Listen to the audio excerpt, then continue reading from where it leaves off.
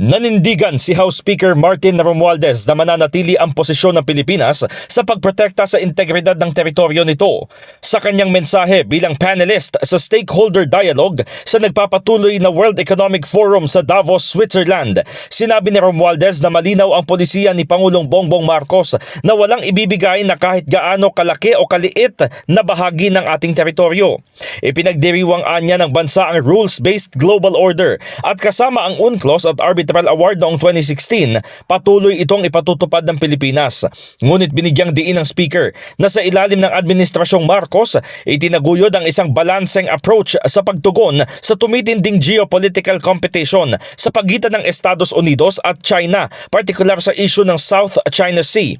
We are very, very blessed to have membership with the ASEAN, and we'll be welcoming soon President Horta and Timor-Leste into that.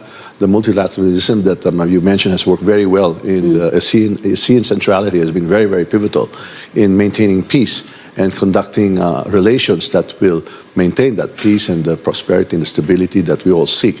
Iginiit din ito ang strategic position ng Pilipinas bilang kaalyado ng Estados Unidos at mahalagang trade partner ng China. Hindi umano mailalarawan ng territorial dispute sa South China Sea ang kabuuang relasyon ng bansa sa China. Paliwanag pa ni Romualdez, ayaw ng gobyerno na mabaliwala ang bunga ng relasyon ng dalawang bansa kabilang ang kalakalan, edukasyon at cultural exchanges.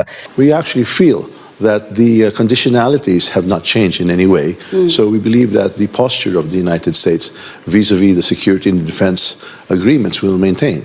That is, we have the Mutual Defense Treaty and we also now have the Enhanced Defense Cooperation Agreement. Wala raw kinakampihan ng Pilipinas dahil matagal ng kaalyado ang Amerika habang pinakamalaking trading partner ang China. Kaya pakikinabangan ang relasyon sa dalawang makapangyarihang bansa habang aktibo ang partisipasyon sa lumalawak na global community. In the heart of changing lives, ito si Brigada Haji Caaminio ng 105.1 Brigada News FM Manila, The Music and News Authority.